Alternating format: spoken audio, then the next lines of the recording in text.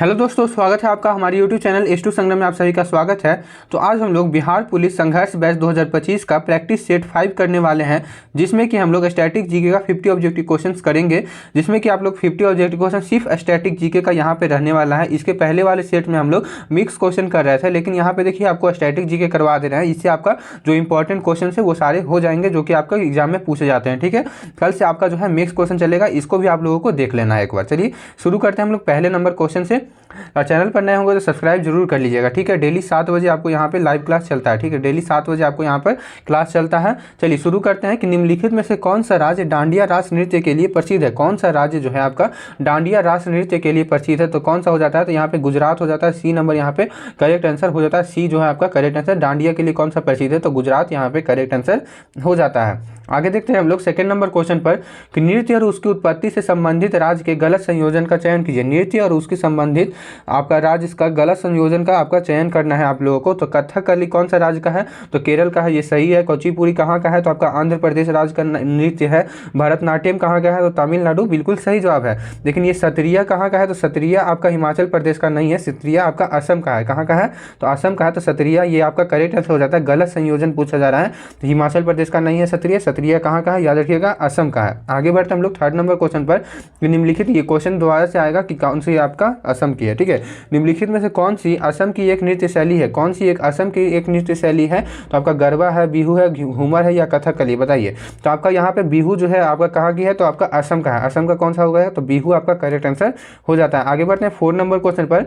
Dash जिसका संबंध दक्षिण भारत में के केरल से है का नाम एक पौराणिक मायाविनी स्त्री मोहिनी से लिया गया है। बोला जा रहा है कि किसका संबंध, कौन से नृत्य का संबंध दक्षिण भारत के केरल से है, जिसका नाम जो है पौराणिक मायाविनी स्त्री मोहिनी से लिया गया है। बताइए कौन सा हो जाता है यहाँ पे केरल से संबंधित। सिंपल है कि केरल से संबंधित कौन सा है, तो आपका मोहिनी अट्टम यहाँ पे करेक्ट आंसर हो जाता है। C number Mohiniyattam. ठीक है, मोहिनी से याद रखिएगा, मोहिनी अट्टम। ठीक है, 4 का सी नंबर यहाँ पे करेक्ट आंसर हो जाता है। आगे देखते हैं हम लोग 5 नंबर क्वेश्चन पर कि असम के महान वैष्णव संत और सुधारक द्वारा किस शास्त्रीय नृत्य की शुरुआत की गई थी। असम के जो महान वैष्णव संत और सुधारक द्वारा किस शास्त्रीय नृत्य की शुरुआत की गई थी, तो आपका हो जाता है कौन सा करेक्ट आंसर यहाँ पर, तो ये हो जाता है सत्रिया। कौन सा, तो सत्रिया। मैंने अभी बताया था कि सत्रिया कहाँ का है, तो असम का है। देखिए यहाँ पे क्वेश्चन में भी दे दिया, असम का कहाँ कौन सा है, तो सत्रिया है, जिसके द्वारा शुरुआत किए गए थे। किसके द्वारा, तो महान वैष्णव संत और सुधारक हैं कि कौन थे, तो महान वैष्णव संत और सुधारक द्वारा कौन से शास्त्रीय नृत्य की शुरुआत की गई थी, तो सत्रिया का शुरुआत किया गया था। डी नंबर यहाँ पे करेक्ट आंसर हो जाता है।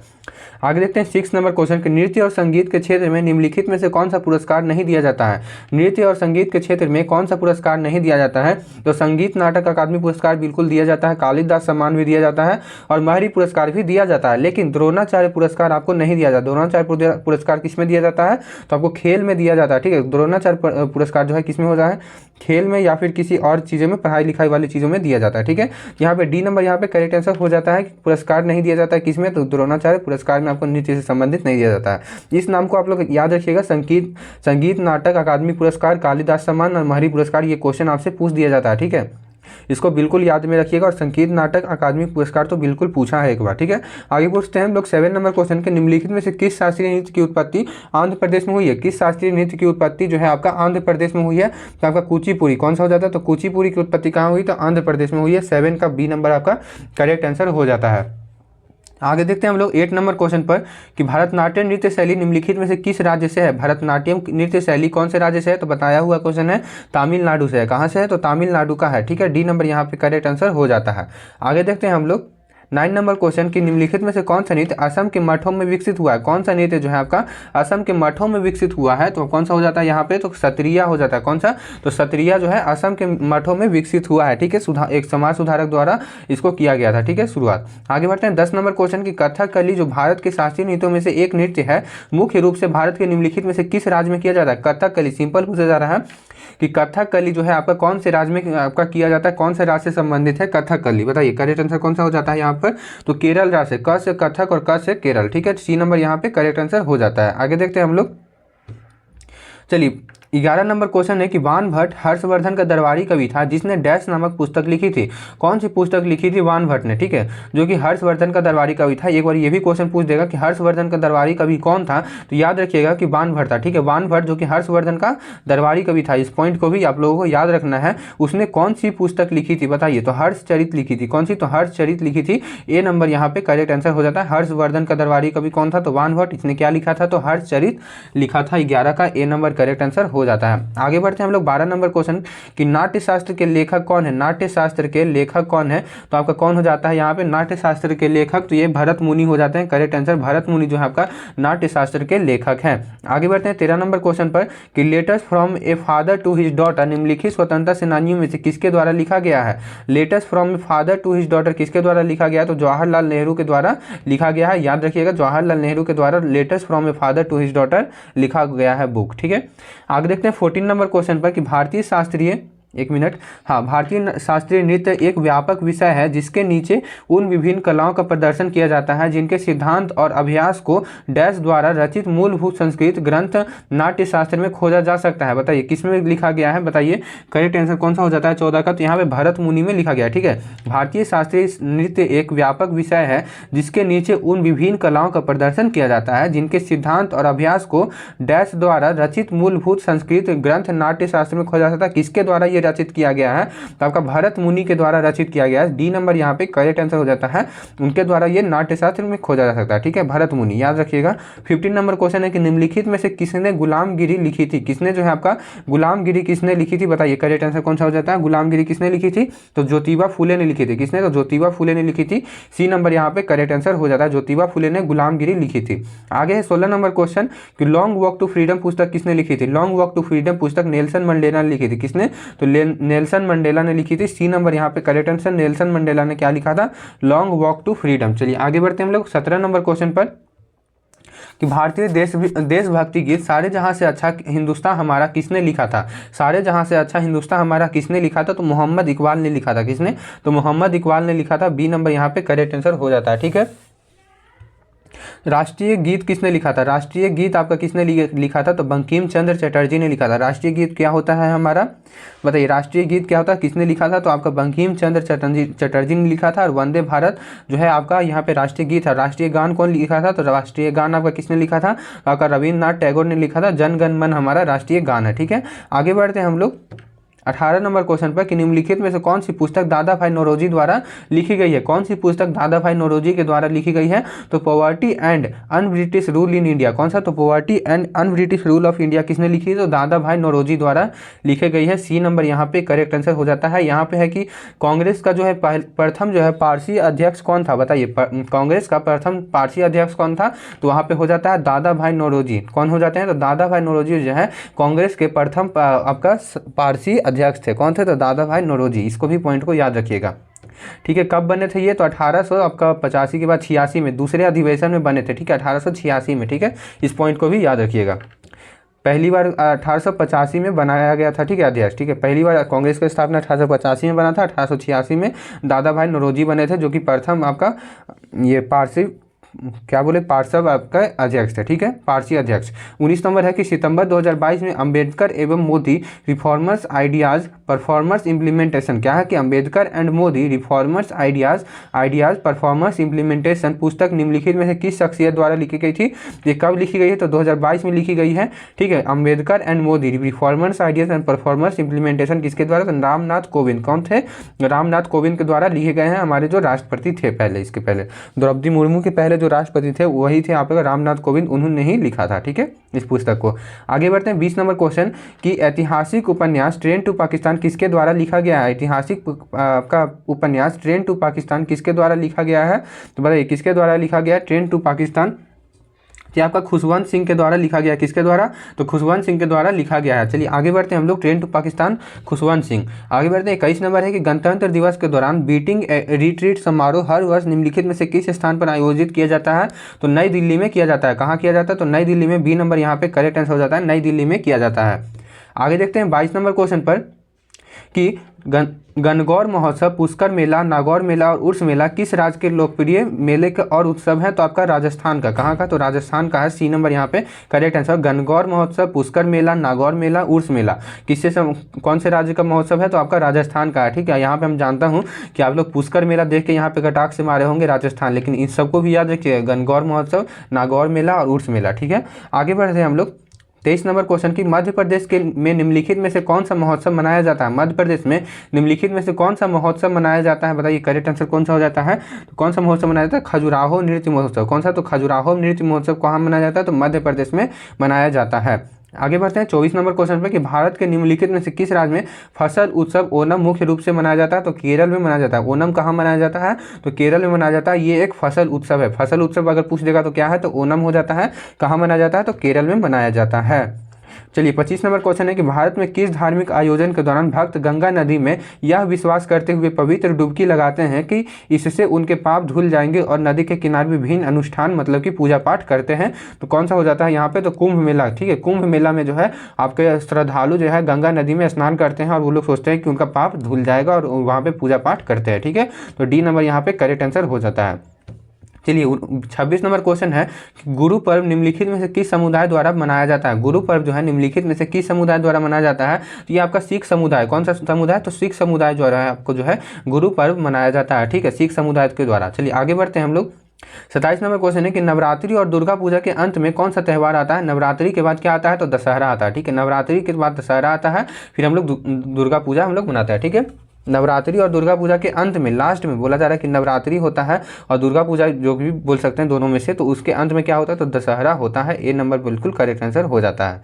आगे बढ़ते हैं हम लोग 28 नंबर क्वेश्चन के अंतर्राष्ट्रीय पतंग महोत्सव किस राज्य का लोकप्रिय सांस्कृतिक उत्सव है? अंतर्राष्ट्रीय जो पतंग उत्सव है, तो पतंग उत्सव कहाँ मनाया जाता है? तो आपका गुजरात में। अंतर्राष्ट्रीय पतंग महोत्सव किस राज्य का लोकप्रिय सांस्कृतिक उत्सव है? तो गुजरात में। D number correct answer. इसको इस तरह का जो लोग तारक मेहता का उल्टा चश्मा देखते होंगे, जैसे कि मैं बहुत ज़्यादा देखता हूँ। ठीक है, तो तारक मेहता का उल्टा चश्मा में देखिएगा कि जेठालाल जो है गुजरात का है और वहाँ पे जाके वो लोग जो है पतंग बहुत उड़ाया है। ठीक है, पतंग महोत्सव पतंग कहाँ से है? तो गुजरात में। ठीक है, अहमदाबाद में आप लोग देखते होंगे कि दिखाता होगा। ठीक है, तो कौन कौन तारक मेहता का उल्टा चश्मा देखते हैं आप लोग कमेंट बॉक्स में बताइएगा। ठीक है, चलिए आगे बढ़ते हैं 29 नंबर की भोगोली बिहू। कौन सा? तो भोगोली बिहू त्यौहार किस राज्य में मनाया जाता है? ठीक है, भोगोली बिहू त्यौहार किस राज्य में मनाया जाता है? तो आपका कौन सा करेक्ट आंसर? बिहू। तो बिहू से आपका असम हो जाता है। ठीक है, भौगोलिक ये सब लिखा हुआ उससे मतलब नहीं है, यहाँ पे बिहू जहाँ रहेगा वो असम हो जाता है। डी नंबर यहाँ पे करेक्ट आंसर हो जाता है। चलिए आगे बढ़ते हैं हम लोग 29 के बाद 30 नंबर क्वेश्चन कि केरल का सबसे महत्वपूर्ण और व्यापक रूप से मनाए जाने वाला त्यौहार कौन सा है? ठीक है, तो आपका कौन सा हो जाता है?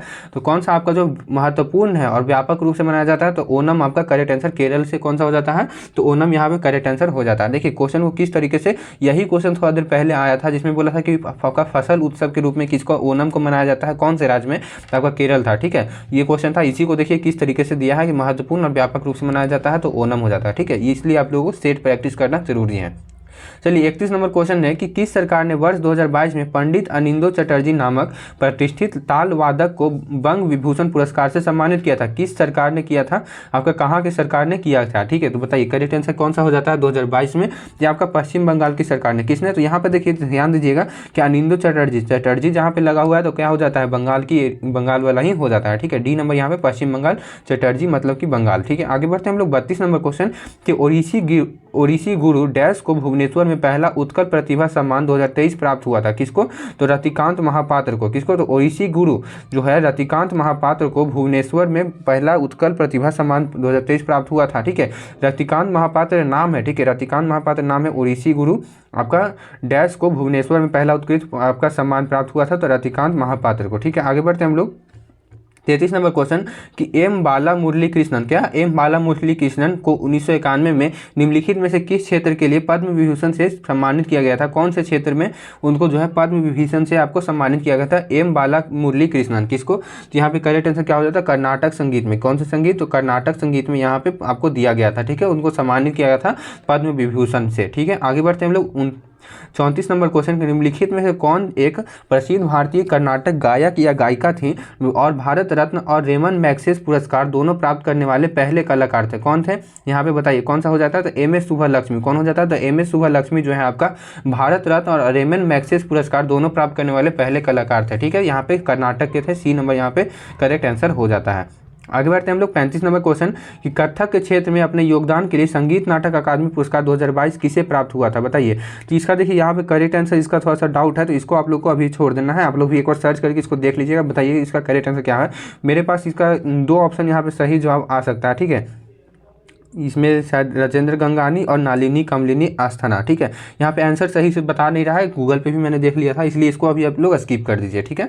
चलिए 36 नंबर क्वेश्चन है कि पद्मश्री पुरस्कार से सम्मानित दर्शना झावेरी एक प्रसिद्ध डैश नृत्यांगना है। जो पद्मश्री पुरस्कार से सम्मानित दर्शना झावेरी एक प्रसिद्ध डैश कहाँ की नृत्यांगना है, किस चीज़ की नृत्यांगना है, बताइए। तो कौन सा हो जाता है यहाँ पर, तो ये हो जाता है मणिपुरी। कौन सा, तो मणिपुरी, डी नंबर यहाँ पे करेक्ट आंसर हो जाता है 36 का डी नंबर। आगे बढ़ते हैं हम लोग 37 नंबर क्वेश्चन हम लोग देखते हैं अब कि वर्ष 1998 में किस प्रसिद्ध संतूर वादक को उस्ताद हफीज़ अली खान पुरस्कार से सम्मानित किया गया था। 1998 में प्रसिद्ध संतूर वादक को उस्ताद हफीज़ अली खान पुरस्कार से सम्मानित किया गया था, ठीक है। तो किसको किया गया था, बताइए किसको किया गया था, तो शिव कुमार शर्मा को किया गया था। किसको, तो शिव कुमार शर्मा को, सी नंबर यहाँ पे करेक्ट आंसर हो जाता है। आगे बढ़ते हैं 38 नंबर क्वेश्चन कि किस राज्य की सरकार ने तानसेन सम्मान शुरू किया था। कौन सी सरकार ने, तो आपका मध्य प्रदेश की सरकार ने तानसेन सम्मान शुरू किया था। किसने किया था, तो मध्य प्रदेश की सरकार ने। आगे बढ़ते हैं हम लोग 39 नंबर क्वेश्चन पर। तो 39 नंबर क्वेश्चन है कि 1987 में किस पार्श्व गायिका ने नाइटिंगेल ऑफ एशिया पुरस्कार से सम्मानित किया गया था, ठीक है। 1987 में किस पार्श्व गायिका को जो है नाइटिंगेल ऑफ एशिया पुरस्कार से सम्मानित किया गया था, किसको, तो आशा भोसले को। किसने,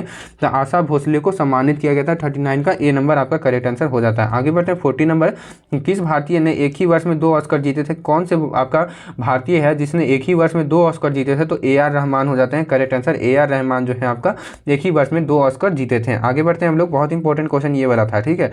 आगे बढ़ते हैं कि भारतीय खेल प्राधिकरण का मुख्यालय कहाँ स्थित है। भारतीय खेल प्राधिकरण का मुख्यालय आपका कहाँ स्थित है, तो 41 का नई दिल्ली में स्थित है। कहाँ है, तो 41 का ए नंबर नई दिल्ली में आपका स्थित है। आगे बढ़ते हैं हम लोग 42 नंबर की मैदान में कबड्डी टीम के प्रत्येक पाले में कितने खिलाड़ी होते हैं। मैदान में कबड्डी टीम के प्रत्येक पाले में कितने खिलाड़ी होते हैं, तो 7 खिलाड़ी होते हैं। बी नंबर यहाँ पे करेक्ट आंसर हो जाता है 42 का बी नंबर। आगे बढ़ते हैं 43 नंबर क्वेश्चन पर हम लोग देखते हैं कि इंडियन प्रीमियर लीग IPL जो है क्रिकेट टूर्नामेंट का पहला संस्करण निम्नलिखित में से किस वर्ष आयोजित किया गया था, ठीक है। टूर्नामेंट का पहला संस्करण जो आपका IPL था वो किस वर्ष आपका लॉन्च किया गया था, तो 2008 में, ठीक है। इसकी संस्था आपका 2008 में किया गया था आपका ये संस्करण, ठीक है, 2008 में। आगे देखते हैं हम लोग 44 नंबर क्वेश्चन के निम्नलिखित में से उस प्रसिद्ध हॉकी खिलाड़ी का नाम बताइए जिसके नाम पर नई दिल्ली में एक स्टेडियम बनाया गया। बोला जा रहा है कि कौन से आपका प्रसिद्ध हॉकी खिलाड़ी है जिनके नाम पर नई दिल्ली में एक स्टेडियम बनाया गया, तो आपका मेजर ध्यानचंद के नाम पे बनाया गया था, ठीक है। डी नंबर यहाँ पे करेक्ट आंसर हो जाता है, मेजर ध्यानचंद के नाम पे स्टेडियम बनाया गया है। बताइए कि मेजर ध्यानचंद कौन सा खेल खेलते थे, आपको कमेंट बॉक्स में बताना है कि मेजर ध्यानचंद कौन सा आपका खेल खेलते थे, ठीक है। आगे बढ़ते हैं 45 नंबर कि भारत ने पहली बार एशियाई खेलों की मेजबानी किस वर्ष में की गई थी, ठीक है। कि भारत में एशियाई खेलों की मेजबानी किस वर्ष में की गई थी, तो आपका कौन से कहाँ हुआ था, ठीक है, कौन से वर्ष में हुआ था, तो यहाँ पे 1951 में हुआ था। कहाँ हुआ था, ये क्वेश्चन अभी नीचे आने वाला है, ठीक है, इसको भी देखिएगा। तो 1951 में हुआ था आपका पहली बार, ठीक है। आगे बढ़ते हैं हम लोग कि प्रथम एशियाई खेल कब और कहाँ हुए थे, ठीक है। प्रथम एशियाई खेल कब और कहाँ हुए थे, तो देखिए यहाँ पे हो गया 1951 नई दिल्ली, ठीक है। तो बताया था ना कि नीचे में आने वाला था, सी नंबर यहाँ पे करेक्ट आंसर 1951 में हुआ था और आपका नई दिल्ली में हुआ था, इसको ध्यान में रखिएगा। आगे बढ़ते हैं 47 नंबर क्वेश्चन, 1980 में ऑल इंग्लैंड बैडमिंटन चैंपियनशिप जीतने वाले पहले भारतीय कौन थे। 1980 में ऑल इंग्लैंड बैडमिंटन चैंपियनशिप जीतने वाले पहले भारतीय कौन थे, तो आपका यहाँ पे प्रकाश पादुकेन थे। कौन से, प्रकाश पादुकेन यहाँ पे हो जाता है, ठीक है। चलिए आगे बढ़ते हैं, यहाँ पे ध्यान दीजिएगा, प्रकाश पादुकोण 1980 में ऑल इंग्लैंड बैडमिंटन चैंपियनशिप जीतने वाले पहले भारतीय थे, ठीक है, पहले भारतीय। आगे है 48 नंबर, कबड्डी मैच में एक साथ एक टीम में कितने खिलाड़ी खेल सकते हैं, तो ये तो अभी किया था कि 7 खिलाड़ी खेल सकते हैं, रिपीट कर गया ये क्वेश्चन। चलिए आगे बढ़ते हैं 49 नंबर क्वेश्चन की नेहरू ट्रॉफी बोट रेस की मेजबानी कौन सा राज्य करता है। नेहरू ट्रॉफी बोट रेस कौन सा आपका राज्य में होता है, जिसको नौका दौड़ भी कहते हैं, तो केरल राज्य में होता है। सी नंबर यहाँ पे करेक्ट आंसर, केरल राज्य में आपका नेहरू ट्रॉफी बोट रेस होता है। आगे बढ़ते हैं 50 नंबर, ये लास्ट क्वेश्चन है, इसमें आपको कमेंट बॉक्स में इसका आंसर आपको बताना है, ठीक है। ये लास्ट क्वेश्चन आपको कमेंट बॉक्स में बताने के लिए रहता है, जिसमें कि क्वेश्चन है कि 1909 में डैश के गठन के साथ क्रिकेट एक अंतर्राष्ट्रीय खेल बन गया। क्रिकेट आप लोग बहुत देखते होंगे, मुझे पता है, तो बताइए कि 1909 में जो है डैश के गठन का, किसके गठन के साथ जो है आपका क्रिकेट एक अंतर्राष्ट्रीय खेल बन गया था। IYC मतलब IYC, BCC, IPL और ICC बताइएगा कमेंट में कौन सा करेक्ट आंसर यहाँ पर हो जाता है, ठीक है। यहाँ से हम लोग 5 सेट कर चुके हैं, 5 सेट का प्लेलिस्ट बना हुआ हुआ है, जाके आप लोग देख सकते हैं। अगर वीडियो अच्छा लगा हो, आप लोग क्लास पसंद आ रहा होगा, तो आप लोग लाइक ज़रूर करिएगा और चैनल को सब्सक्राइब जरूर करिएगा और एक प्यारा सा कमेंट हमारे चैनल पर ज़रूर कर दीजिएगा। ठीक है, चलिए मिलते हैं नेक्स्ट क्लास में। अपने दोस्तों के पास शेयर भी ज़रूर कर दीजिएगा। चलिए मिलते हैं नेक्स्ट क्लास में। बाय, जय हिंद, पढ़ते रहिए, बेस्ट ऑफ लक।